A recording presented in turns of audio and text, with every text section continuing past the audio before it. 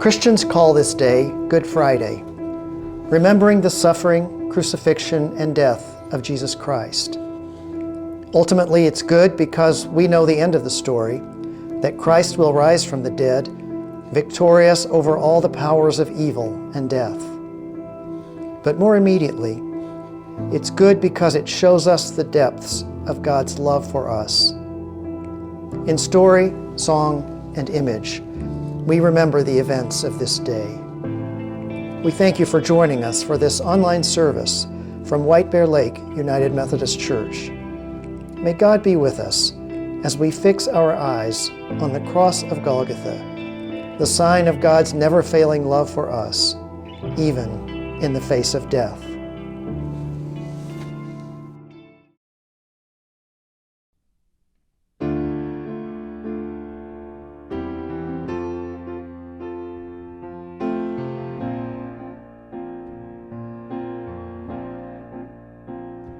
There's a place where mercy reigns and never dies.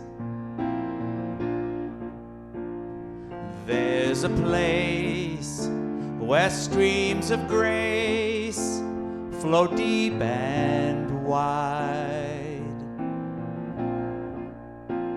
where all the love I've ever found comes like a flood, comes flowing down.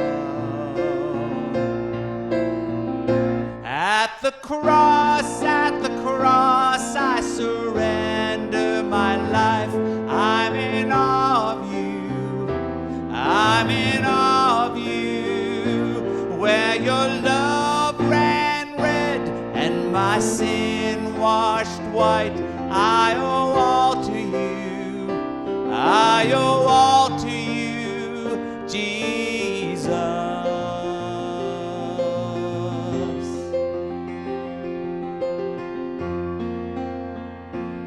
There's a place where sin and shame are powerless, where my heart has peace with God and forgiveness,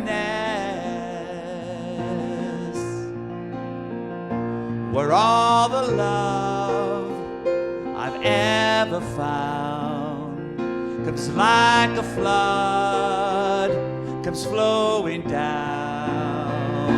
At the cross, I surrender my life.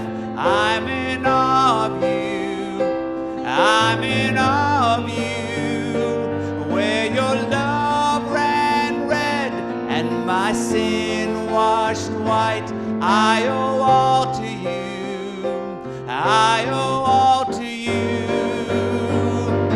Here my hope is found, here on holy ground. Here I bow down, here I bow down, here arms open wide.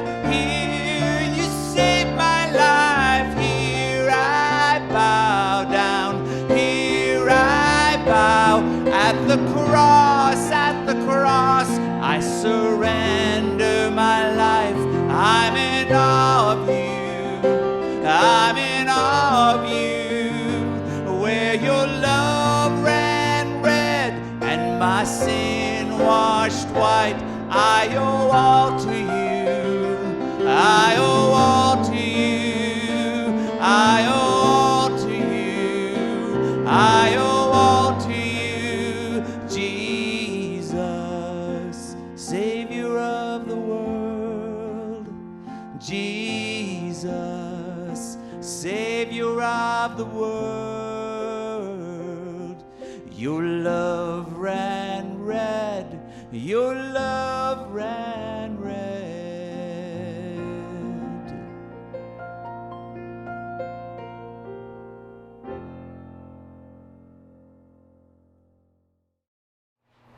A reading from Matthew chapter 26, verses 36 through 41. Then Jesus went with them to a place called Gethsemane, and he said to his disciples, "Sit here while I go over there and pray." He took with him Peter and the two sons of Zebedee and began to be grieved and agitated. Then he said to them, "I am deeply grieved, even to death. Remain here and stay awake with me." And going a little farther, he threw himself on the ground and prayed, "My Father, if it is not possible, let this cup pass from me. Yet not what I want, but what you want." Then he came to the disciples and found them sleeping. And he said to Peter, "So you could not stay awake with me 1 hour? Stay awake and pray that you may not come into the time of trial. The spirit indeed is willing, but the flesh is weak."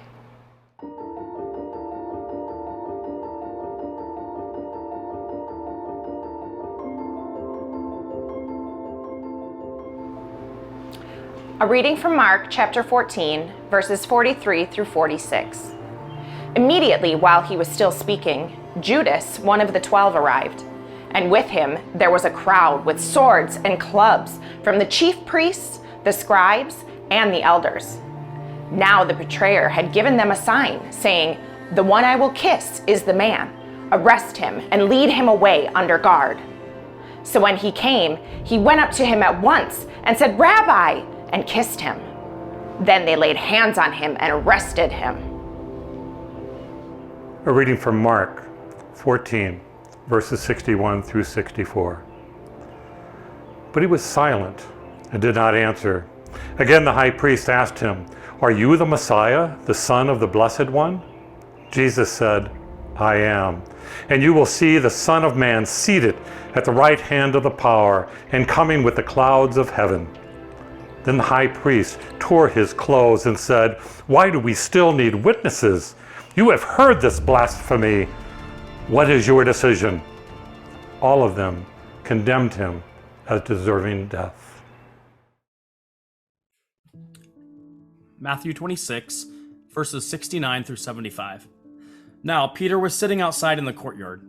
A servant girl came to him and said, "You also were with Jesus the Galilean." But he denied it before all of them, saying, "I do not know what you are talking about." When he went out to the porch, another servant girl saw him, and she said to the bystanders, "This man was with Jesus of Nazareth." Again he denied it with an oath, "I do not know the man." After a little while, the bystanders came up and said to Peter, "Certainly you are also one of them, for your accent betrays you." Then he began to curse, and he swore an oath, "I do not know the man." At that moment, the cock crowed. Then Peter remembered what Jesus had said, "Before the cock crows, you will deny me 3 times." And he went out and wept bitterly.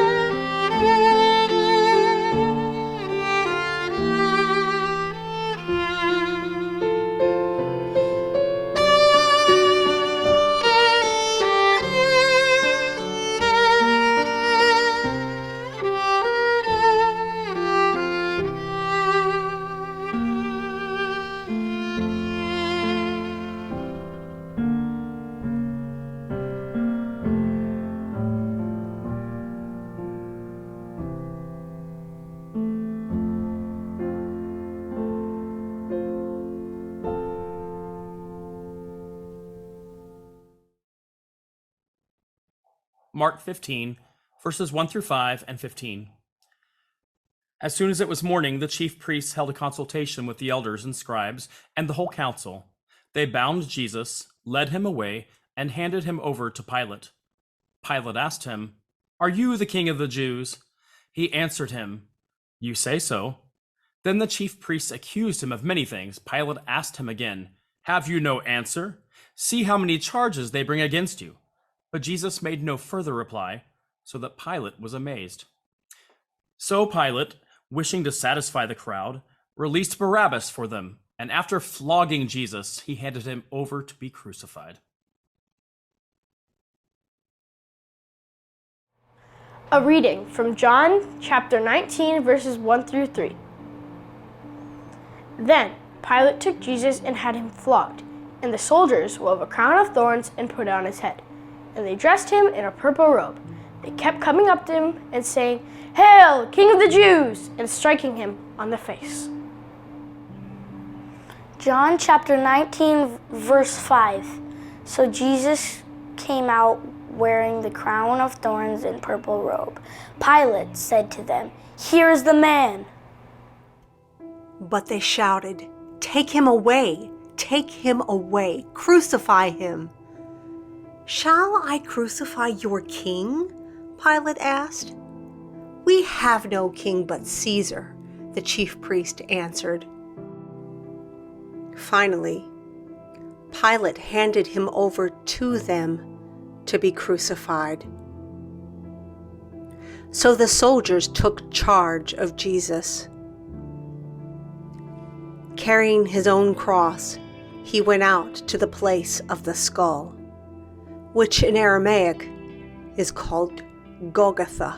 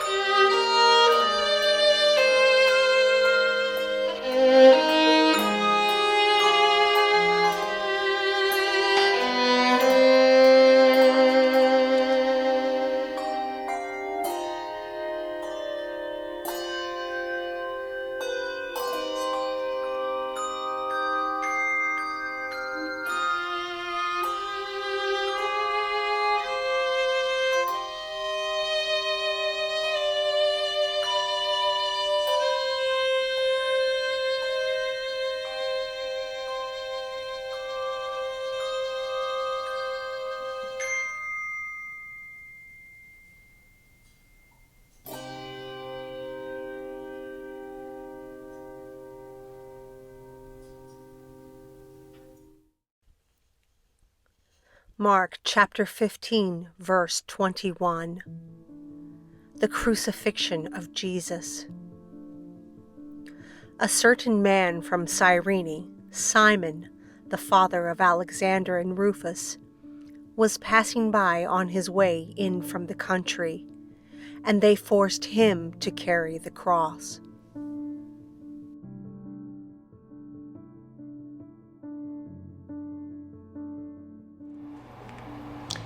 A reading from Luke, chapter 23, verses 27 through 31. A great number of the people followed him, and among them were women who were beating their breasts and wailing for him. But Jesus turned to them and said, "Daughters of Jerusalem, do not weep for me, but weep for yourselves and for your children. For the days are surely coming when they will say, 'Blessed are the barren, and the wombs that never bore, and the breasts that never nursed.' Then they will begin to say to the mountains, 'Fall on us,' and to the hills, 'Cover us.' For if they do this when the wood is green, what will happen when it is dry?" A reading from Luke chapter 23, verses 33 through 34. When they came to the place that is called the Skull, they crucified Jesus there with the criminals, one on his right and one on his left. Then Jesus said, "Father, forgive them, for they do not know what they are doing." And they cast lots to divide his clothing.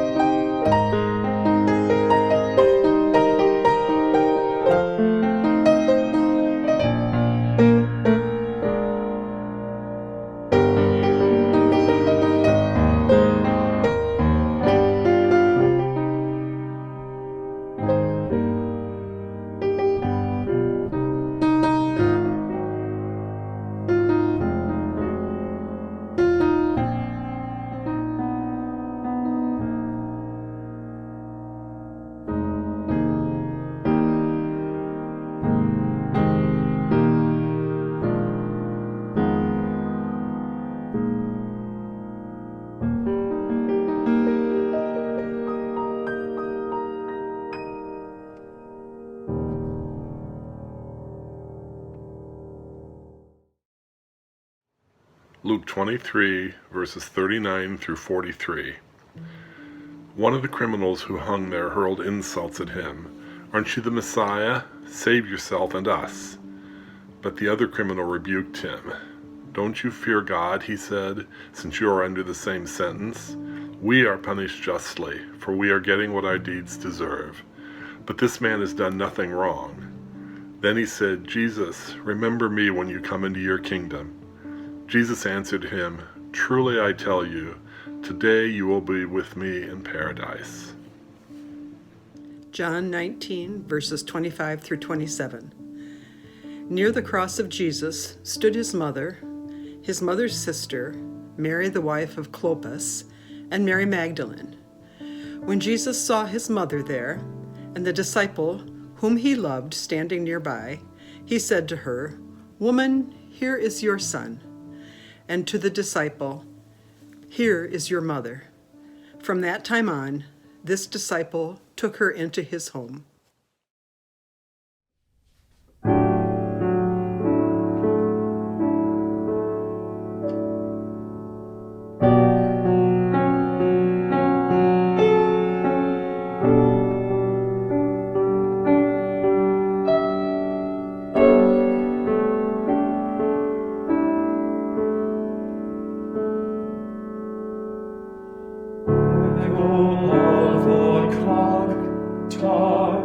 Footstep in the alleyway, see a woman sifting the leaves.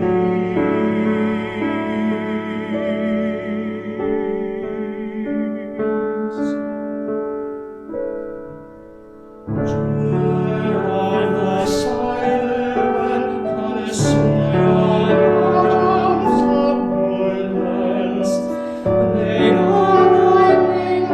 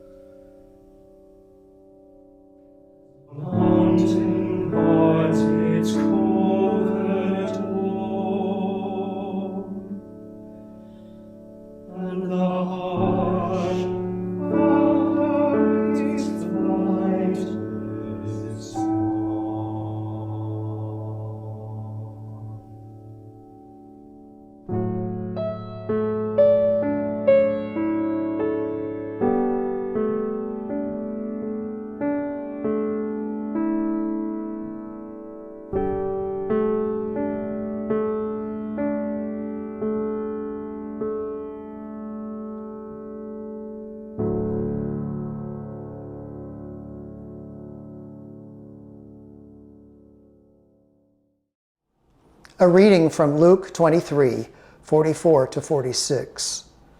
It was now about noon, and darkness came over the whole land until 3 in the afternoon, while the sun's light failed. And the curtain of the temple was torn in two. Then Jesus, crying with a loud voice, said, "Father, into your hands I commend my spirit." Having said this, he breathed his last. A reading from Matthew 27, verses 57 to 60.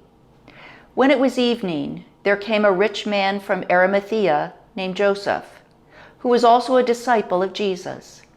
He went to Pilate and asked for the body of Jesus.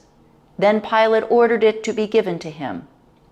So Joseph took the body and wrapped it in a clean linen cloth and laid it in his own new tomb, which he had hewn in the rock. He then rolled a great stone to the door of the tomb and went away.